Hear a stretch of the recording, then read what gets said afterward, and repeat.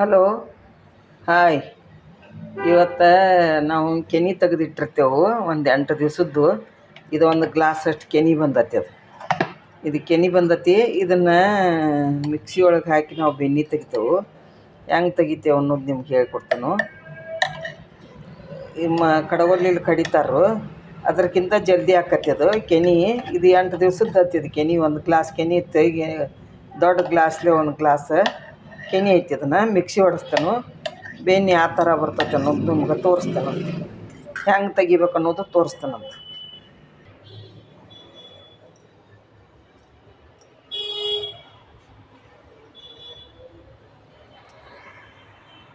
ಈಗ ಮಿಕ್ಸಿ ಹೊಡ್ಸತ್ತನು. ಈಗ ಹೆಂಗೆ ಬರ್ತದೆ ಬೆಣ್ಣೆ ಅಂತ ನೋಡು. ಜಲ್ದಿ ಬರ್ತೈತಿ. ತೋರಿಸ್ತೇನೆ ನಿಮಗೆ.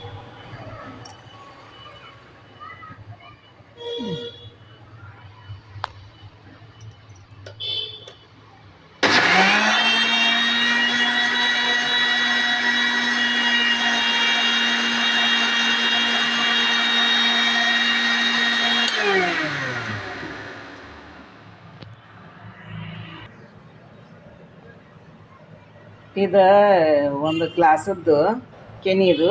ಈ ಗ್ಲಾಸಿಲೇನ ಒಂದು ಗ್ಲಾಸ್ ಕೆನೆ ಇರ್ತದೆ. ಇದಕ್ಕೊಂದು ಸ್ವಲ್ಪ ಈಗ ಮಿಕ್ಸಿ ಹೊಡ್ಸಿದನು. ಸ್ವಲ್ಪ ನೀರು ಹಾಕ್ಕಾನೀಗ. ಹಾಕಿ ಇನ್ನೊಂದು 2 ಸುತ್ತು ಹೊಡಿಸಿದ್ರೆ ಇದು ಬೆಣ್ಣೆ ಬರ್ತೈತಿ.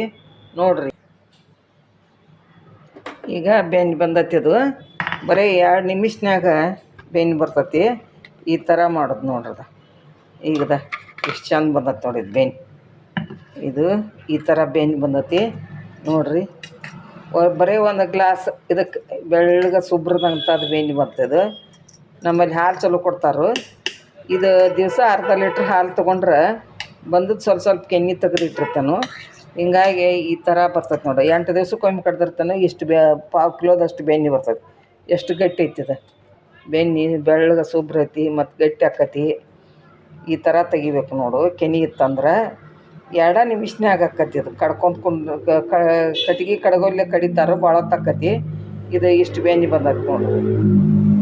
ಇದು ಒಂದು ಪಾವು ಕಿಲೋದಷ್ಟು ಬೆಣ್ಣೆ ಬಂದೈತೆ ಇದು ನೋಡಿರಿ.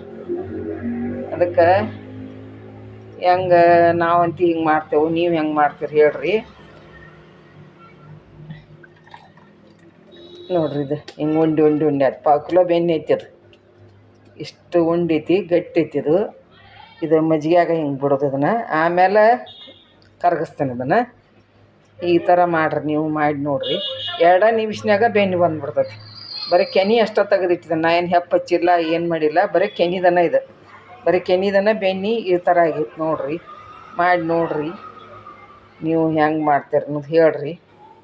ಈ ಥರ ಆಗೈತೆ ನೋಡಿರಿ. ತುಪ್ಪಂತಿ ಫಸ್ಟ್ ಕ್ಲಾಸ್ ಬರ್ತೈತಿ ನೋಡಿರಿ. ಇದು ಬೆಣ್ಣೆದು ರೊಟ್ಯಾಗ ಹಚ್ಕೊಂಡು ತಿನ್ಬೋದು. ಚಪಾತಿ ಜೋಡಿ ಹಚ್ಕೊಂಡು ತಿನ್ಬೋದು. ಇದು ಒಂದು ಪಾವು ಕಿಲೋದಷ್ಟು ಐತಿ. ನಮ್ಮ ಮನ್ಯಾಗ ಈಗ ಆಲ್ರೆಡಿ ತುಪ್ಪ ಐತಿ. ಇದನ್ನು ನೀರೊಳಗೆ ಇಡ್ತೇವೆ ನಾವು. ಇಟ್ಟು ಒಂದು 3-4 ದಿವಸ ರೊಟ್ಟಿ ಜೋಡಿ ಹಚ್ಕೊಂಡು ತಿಂತೇವೆ ನಾವು. ಬಿಸಿ ರೊಟ್ಟಿ, ಬಿಸಿ ಚಪಾತಿ ಜೋಡಿ ತಿಂತೇವೆ.